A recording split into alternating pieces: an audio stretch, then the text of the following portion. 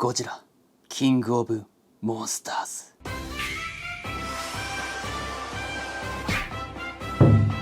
ゴジラとコングの戦いまであと少し。どうもギワチンです。今回はこちらアートスピリッツより激増シリーズゴジラ2019。はい、ついに来ました。こちらはですね、かねてから造形が半端じゃないんじゃないかということで、予約開始された時からもう全裸待機して待ってた商品なんですよ。ちなみにこちら全6種セットでプレミアムバンダイだと1560円なんですけど、僕は通販サイトで8000円ほどで購入しました。送料入れて9200円ほどなので、1個あたり約1500円の計算ですね。ではね、早速開封していきたいんだけど、これね、何が入ってるか記載されてないんだよね。できればゴジラから出したいんだよね。重さでわかんのかなあ、これめっちゃ軽い。これカマキラスじゃない？あ、これめっちゃ重い。こんなあからさまに重さ違っていいのかなで、重い3つの中で、おそらくこの一番重いのがギドラだと思うんですよ。で、2つがゴジラ。どっちかな？じゃあ、これいきましょうか。最初にゴジラを引きたい。トゥントゥントゥントゥントゥントゥン。おおキングが目覚めた。ゴジラ引きましたねこうやってちゃんとブリスターに梱包されてんだ。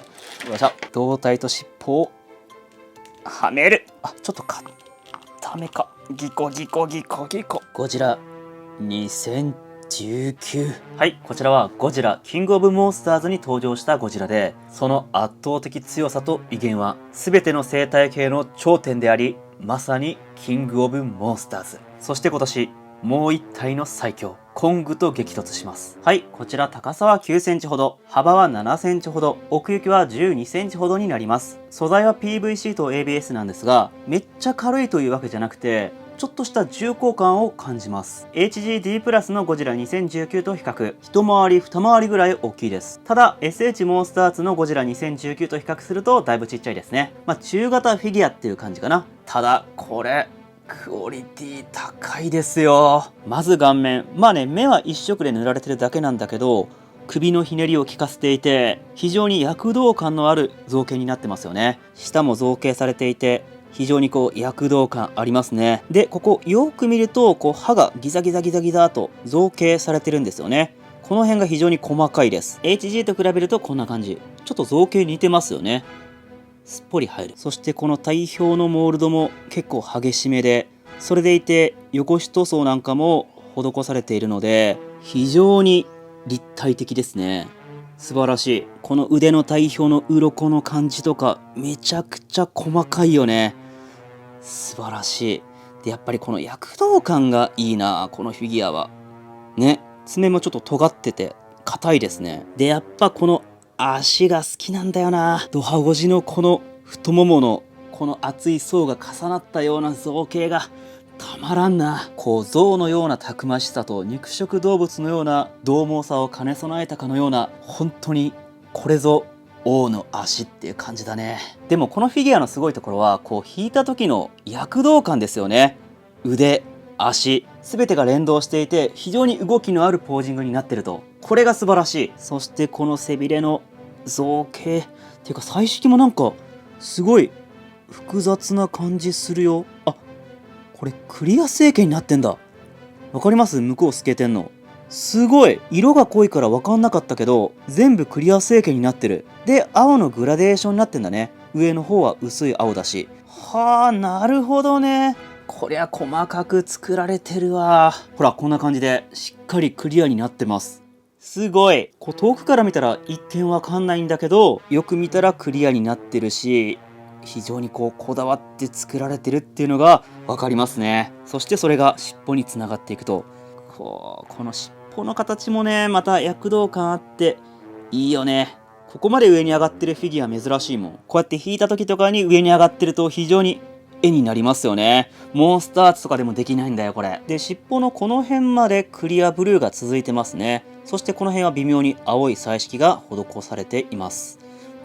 頭部のこの辺りには青いグラデーションがふわっとかかってますね。こうやって見ると結構細かく作られてるのわかるね。この尻尾の裏側とかもね、しっかりと彩色されてるのがわかります。躍動感あるから、この下からの角度めっちゃかっこいいな。小さいけど迫力ある。その躍動感はもちろんなんだけど、細部にわたってこだわって作られてるフィギュアということが分かりましたね。この角度めっちゃかっこいい。では続いて見ていきましょうか。続いてはこちらでいきます。よいしょ。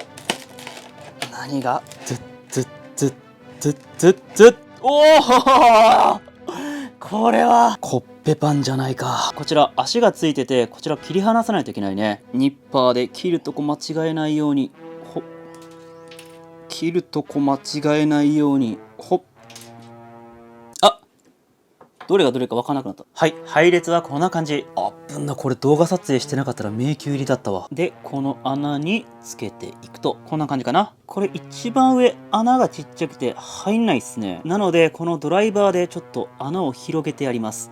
モスラー、お、入った。これドライバーじゃなくてキリってやつなんだけど、これで開けるのがちょうどいいっぽいね。足を入れて最後に専用の台座につけてやるとモスラ幼虫。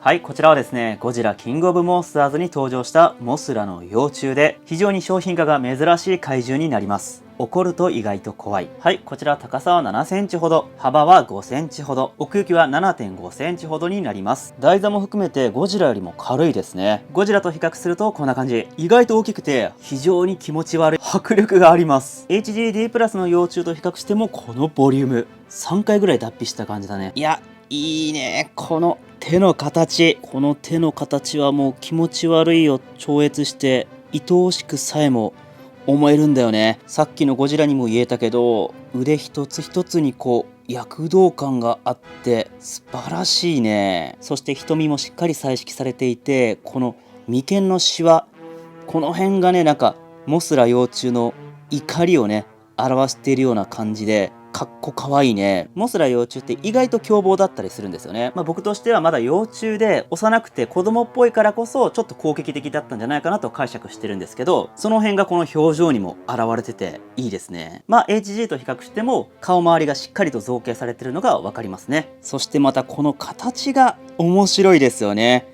こう上半身を起き上がらせたかのようなこの独特な形、こう従来のモスラと比べてもね、その形状の違いが分かりますよね。この辺はなんかね、こんがりと焼き上がったパンのようで非常になんか美味しそうなんだよねでもこうグラデーションとかシャドウとかがすごく細かく入れられてますよね。表面のこのひびとかね、うわーすごい。近くで見るとやっぱりパンというより虫ですね。虫感がすごいです。でちなみにこれ台座から外すと自立できません。しかしこんな感じで見えない部分も気持ち悪く造形されてますね。これはね、バレンタインデーのお返しとしてホワイトデーに女の子にあげましょう。そしたら絶好されます。そして台座はこんな感じでコンクリートになってんのかな。しっかり造形彩色が施されてますね。 HG と比べると色がかなり濃いですね。そしてこの表面の細かさがやっぱり違いますね。いや、素晴らしい出来でしたね。これはやっぱりゴジラキングオブモンスターズファンの方ならぜひ手に入れておきたい一品ですね。そしてこんなモスラ幼虫がこの眉から帰った姿が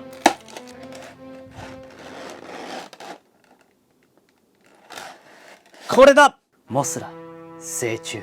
はい、こちらは先ほどのモスラ幼虫が眉を作った後羽化した姿になります。キングオブモンスターズであるゴジラとはいい関係で、ギドラ戦ではゴジラを援護します。こちら高さは 4.5 センチほど、幅は 16.5 センチほど、奥行きは13センチほどになります。こちらもかなり軽いですね。幼虫と比較するとこんな感じ。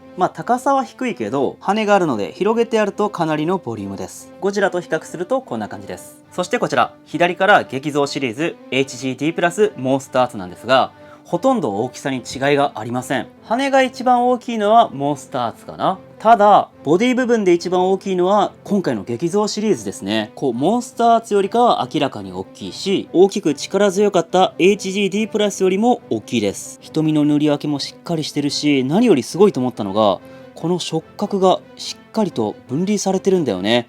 これはモンスターアーツや HGD プラスでは見られなかった造形なんですよ。いや、細かいなぁ。でちょっと台座から外しましょう。なんか虫を取る感覚だなカマキリのようなこのカマのギザギザもしっかり造形されてるし、こう非常に細かく作られてますね。で色味はちょっと渋めでネカのモスラ成虫に少し似てるんだけど、このグラデーションやウェザリング彩色めちゃくちゃ細かくて、今までのモスラ成虫のフィギュアの中で一番細かく作られてるんじゃないかな。このお腹の造形の深さとかね、すごい本当に毒針が出そうだもんな。ちょっと尖ってて、いやーすごいな。まあ主観ですけど、モンスターアーツよりかなり造形はいいと思います。まあモンスターアーツは可動が持ち味だからね。で、羽の模様もこれめちゃくちゃ細かいんだよね。左から激造 HG モンスターアーツなんですけど、模様や色分けが一番細かいんですよ。これちょっと羽を取ってみましょう。この辺の暗くなって見えないようなところもしっかり模様が描かれてるし、この辺のね凹凸とか、ゴジラの目を表したと言われているこの擬態の目とか、そしてこのクモの巣のような網網の模様、これがね劇中でも見られるんですよ。こうパンフレットとかで確認するとこういう模様が確認できるんだよね。正直今見て気づいたんだけど、再現度すごいね。で、羽は表と裏同じ彩色と造形になってるかなと思います。で、内側の羽はこんな感じですね。なんか可愛いねこれ本当に蝶々みたい。あ、ガだったわ、ほら新種の昆虫や。まあでも内側の羽も非常に細かく彩色されてますね。でね、この羽をつけるのがちょっと難しくて、この羽自体はこんな感じでね、くしゃくしゃくしゃくしゃくしゃっと密着させるんだけど、これをこのモスラの胴体に開いた穴の中でやらないといけないんですよ。だからこうやって入れて、反対側からこうやって中でね穴を通すというわけなんだよね。でね、これもね多少ちょっとこう霧で穴を大きくしました。そしたらね中でこうねつけやすくなるかなと思います。まあ自己責任でやってください。ってな感じで羽の細かさがすごいんだけど、なんかねこう羽がこう閉じててモスラらしくないな、おかしいなって思ってる方もいると思うんですよね。まあ、モスラといえば飛んでる、こっちが一般的だと思います。まあね、これは台座に置くとわかるんですよ。これね、どういうことかというと、こういうことです。間違えた。こういうことです。はい、もうわかりますよね。この台座はおそらくゴジラの体表を表してるんじゃないかなと思うんですよ。この層になったのは足の付け根でしょう、多分ね。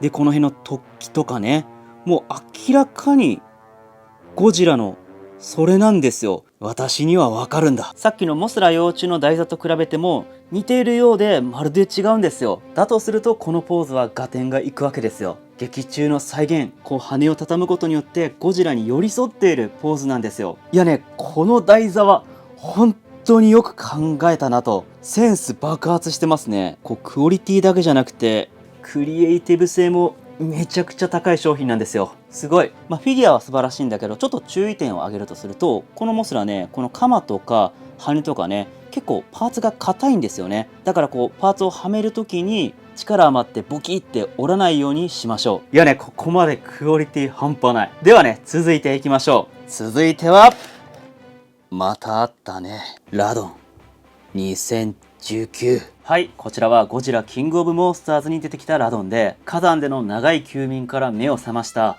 全身マグマのような熱いラドンになります。ゴジラではなくギドラの援護役としてモスラと戦います。なお5枚。こちら高さは11センチほど、幅は16センチほど、奥行きは9センチほどになります。こちらも結構軽いです。ゴジラと比較するとこんな感じ。これ結構幅があってボリュームがあるんですよね。モスラ幼虫成虫と比較しても結構なボリュームというのが分かりますね。そしてこのラドンめちゃくちゃクオリティ高いよ。こう顔面めちゃくちゃかっこよくない？なんかこう鋭さとやっぱり躍動感感じるんだよね。顔面一つにしてもキエーっていう声が聞こえてくんもん。こうベロの造形と彩色がめちゃくちゃリアルだし、半端ない躍動感。これは顔がすごくタイプ。この目の周りの黒色がいい味出してるね。こう HGD プラスと比較しても、さっきのモスラは同じぐらいの大きさだったんだけど、全然サイズが違う。こう顔面を比べても造形の違いは一目瞭然ですよね。まあちっちゃくなればなるほど造形が難しくなりますから。ちなみにモンスターアーツよりかはだいぶちっちゃいです。まあこれはさすがモンスターアーツといったところですね。で、このボディ部分の造形とか彩色も非常に細かいんだけど、一番すごいと思ったのがこの足。この足の彩色がね、すごくいい。このラドンはこの羽の端の下ら辺がねこう燃えてるようになっていて、この彩色の再現度も非常に素晴らしいんですけど、それがこの足にまで来ているというこの演出、これはすごくいい。こう全体で見た時の彩色のコントラストがめちゃくちゃ美しいんですよ。足が燃えるぜバーニングだよ。そしてこの爪もうわー、長さがしっかりいびつで細かいね。でね、先ほども見たけどこの羽の彩色もいいね。燃焼しているような彩色。この端の端はちょっと黄色っぽかったりするんだよね。なんかちょっと片言になったけど、この表面もね、溶岩のようであり、ちょっと羽毛のような感じにも見える絶妙な造形だ。ここの爪も力強く造形されてるな。こちらとはしっかり造形も違って左右非対称です。この羽と尻尾がこう一体化になったようなデザインもかっこいいよね。本当にマグマと一体化したラドンっていう感じでね、こう彩色に関しては絶対モンスターズより上だよね。モスラにも言えたけど、すごい。映画の中では炎の悪魔とも呼ばれてたんだけど、本当になんか悪魔的な造形だなって思う。躍動感があってちょっと怖いもん。こいつはゴマすりクソバドじゃねえわ。後ろ側もしっかり造形彩色されてんだよね。このオレンジじゃない部分も単色じゃないんですよ。紫っぽい茶色と黒のグラデーションでこうしっかりと立体的に彩色されています。凄まじくない？このフィギュアフェニックスだ。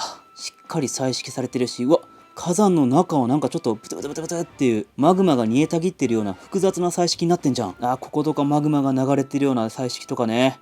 うわ、ちょっと可愛いし、もはやネカの台座につけてこんな感じにしちゃうとか、これでもいいじゃん。てかネカの台座が一番似合うのはもしかしたらこの激造のラドンなんじゃないかなって思う。いや、めっちゃかっこよくね。やっぱこのポージングが神だわ。すごい。いやもう本当に今までに発売されたラドン2019の中で個人的には一番好きなフィギュアだし、一番かっこいいと思うフィギュアだわ。まあ映画では戦わなかったけど、こうゴジラとの対比もいいんだよね。ゴジラ対ラドン2019。これもちょっと見たかったな。これモスラより相性いいんじゃないの、ラドン。別の意味で。で、今回のモスラと並べるにはちょっとこれゴジラ専用だから、こう HG のモスラと並べるといいかもしんないね。いやー、汎用性がありますな、このラドンは。かっこよすぎる。はい、というわけでここまで非常に素晴らしいフィギュアが続いてますが、ついに彼を降臨させましょうか。久しいな偽りの王よ、キングギドラ2019。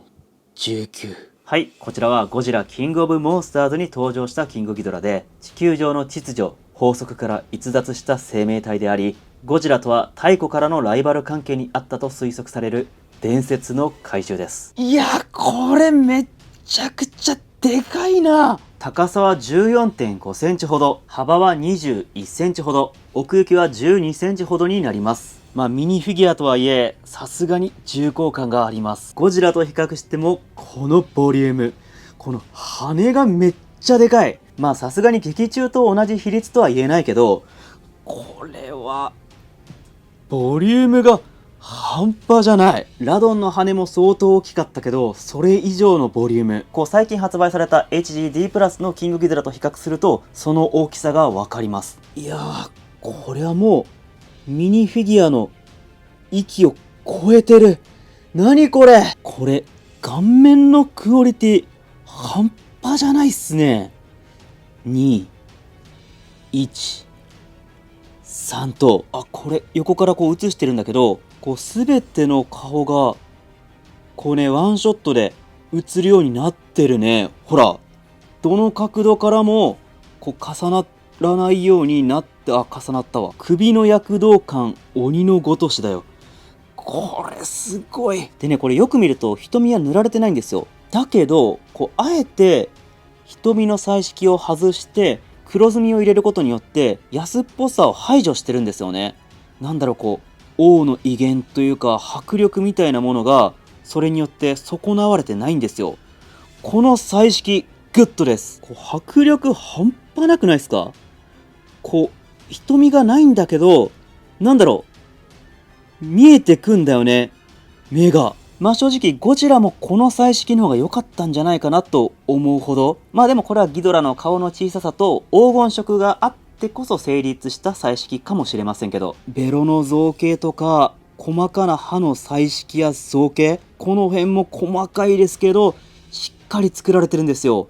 これマジで本気出したね。この上から見たこの角のたてがみの造形とかも細かい。うねりが素晴らしい。まあ実際はね、この2の角がね、若干欠けてたりするんだけど、まあそんな細かいとこは気になんないね。後ろから見たこのうねり方と、この鱗模様、この細かさは何なの？こううねりすぎてね、ピントがね、合いづらいっていうね。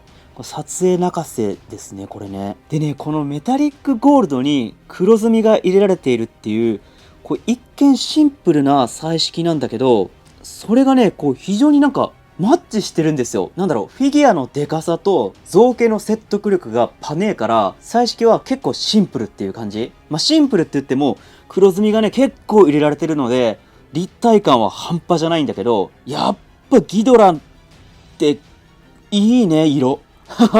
HGD プラスのギドラと比較すると分かりやすいです。まあね、このギドラも造形は本当に素晴らしいんですよ。まあ首の長さや大きさなんかは、激造シリーズよりも近いんじゃないかなって思うほどだったりするんだけど、まあでもディテールやこの彩色、これがもうね、全然違うね。でもこれも彩色変えたらめちゃくちゃ映えそうだね。レベル100の HGD プラスっていう感じだね。造形とかはやっぱり似てるんだよね。うん。だから特徴はすごく捉えられてる。うわ、下からの角度めっちゃかっこいい。うわー、やっぱ、ごめん。ギドラだわ。そしてこのね、ボディだよね。ボディのこのね、模様。この大きい鱗からの、この鳥肌のような、細かなブツブツね。なんじゃこれほんと。これ1500円ぐらいで買えるんだよ。うまい棒150本分ですよ。例えおかしいけど。このギドラのね、いかにも走り出しそうな鳥っぽい足、いいよね。生物感溢れてて。その色がゴールドっていうこのアンバランスさもいいんだよね。下から見たこの足の裏の感じとかね。ほんと鳥だもん。そしてこの大きな羽。この辺のブツブツの気持ち悪い感じ。まあね、このギドラの好きなところは、まあもうさすがにネタバレいいかなと思うんだけど、まあ、宇宙怪獣でありながら、誰よりも生物感あふれる、こう、体表とか造形になってたりするんだよね。その辺が、ほら、なんかこの辺コウモリっぽいし、好きなんですわ。この辺がなんかね、いろんな生物をごっちゃ混ぜした添加物たっぷりの怪獣っていう感じで、ちょっと何言ってるかわかんないけど、すんげえ好きなんですよ。で、この羽のすごいところが、前から見てもでかくて、横から見てもでかいんだよね。こう独特な形してるよね。ね。すっごいわ、本当に。よく考えた。褒めて使わせよう。この背中のトゲトゲもいいね。そして後ろの羽の表面も細かい、この怒り筋みたいなんがたまんないね。ここすごい。羽の端はこんな感じでちょっと欠けているような造形になってるね。細か。反対側もしっかりほころんでる。うわ、こんなんもう滑らかでいいじゃん。こだわってますなぁ。そしてギドラといえば2本に分かれた尻尾だよね。首は3本で尻尾は2本。この形もいいよね。この先端がね、棍棒みたいになってて、ここも武器になるんじゃねえかっていうね。そしてゴジラと対峙させると、すげえ。これ本当にミニフィギュアっすか？この背びれのクリアも今になって生きてくるね。うわー、でかい。いや、素晴らしい。これ本当に1500円何度も言うけど。でもちょっと待って。今思ったんだけど、比率で言えば HGD プラスのゴジラ、めっちゃいい感じじゃない？ほら、南極でのあのシーンだよ、これ。すごい！この HG の方をちょっと凝った彩色にすれば、めちゃくちゃいいんじゃないかな。なんかこう撮影した時にも、なんかしっくりくる。いいものを見つけた。やっぱり HG との組み合わせも意外といいんやな、これ。まあこれはね、ほんと単体では素晴らしいし、まあ、これでも本当にいいんだけど、なんだ、これも結構しっくりくる。こう彩色の技術がある人は、これ自分で彩色してもいいかもしれないね。もうこの1枚とかもう映画やん。ラドンとの対面もめちゃくちゃ絵になるね。いやー、すっげーかっこいい。このギドラはすごいな、もう。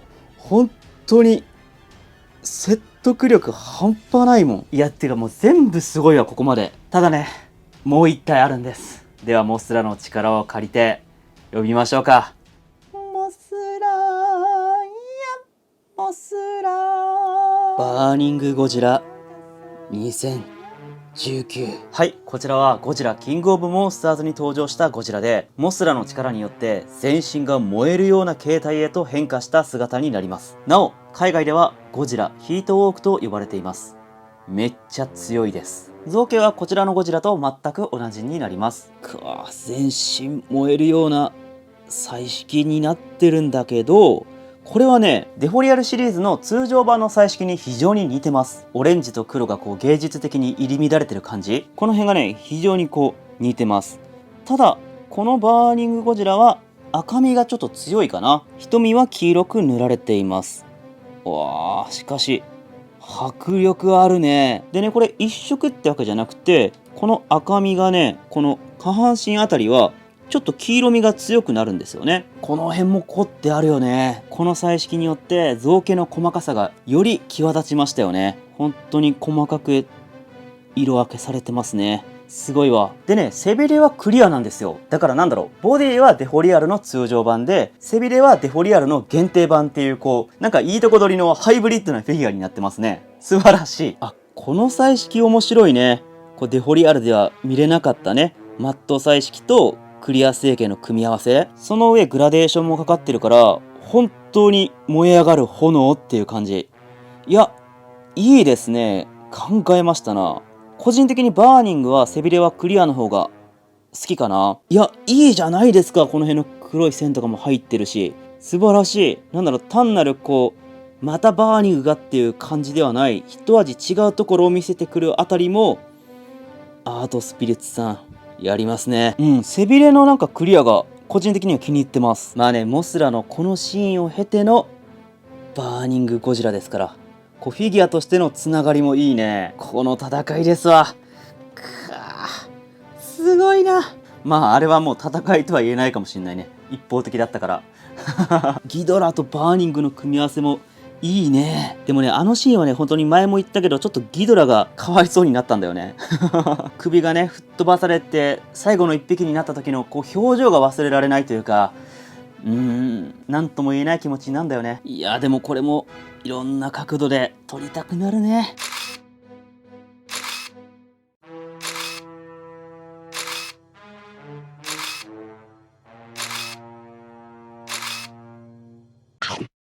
はい、そんな感じで本当に素晴らしかったです。本当にお値段以上って感じ。ニトリ以上です。でですね、ちょっとね、ここに置きたいものがあるんですよ。で、それが何かというと、こちら、ゴジラ2、ゴジラキングオブモンスターズのプレートですね。これをね、一緒にこう、置きたかったんですよ。これめちゃくちゃかっこよくない？でもちょっと本当にショックなことに、真ん中にちょっと傷ついちゃって、正直ちょっと落ち込んでるんですけど、いや、これをね、一緒にこう、飾ってみたかったんですよ。やばい。で、この台座はどこで手に入れたかというと、この激造シリーズのでかい版の超激造シリーズっていうね、特大フィギュアについてたんですよ。でね、これはまだちょっと動画ではご紹介できてないんですけど、またね、ちょっとギドラとかも発売してるので、ちょっと機会があれば、どっかでご紹介できればなと思ってます。フィギュアもすごいんだけど、この台座がとにかく欲しくて買ったんだよ。でもちょっと傷ついた。ほんと泣きそう。いやでも本当に素晴らしかった。今の時代にこのクオリティで1体1500円っていうのは本当に大パーツだと思います。昔にガメラシリーズで激増シリーズっていうのが発売されて、それがむちゃくちゃクオリティ高かったんだけど、その衝撃がまた来たというかね、ガメラのフィギュアもちょっと欲しくなってきましたね。今めっちゃ高いんだけど。ちなみにこの激増シリーズ、Amazon だと今12000円ぐらいかな。それでも十分価値はあると思います。そんな感じでね、この激増シリーズ、もうね、第2弾、第3弾と、本当にね、ぜひ、続いてほしいですね。コスト的に厳しいかもしんないけど、お願いしたいですね。そのためにもこれがめちゃくちゃ売れてほしいです。そんな感じで今回も最後までご視聴いただきありがとうございました。それではまた。バイバイ。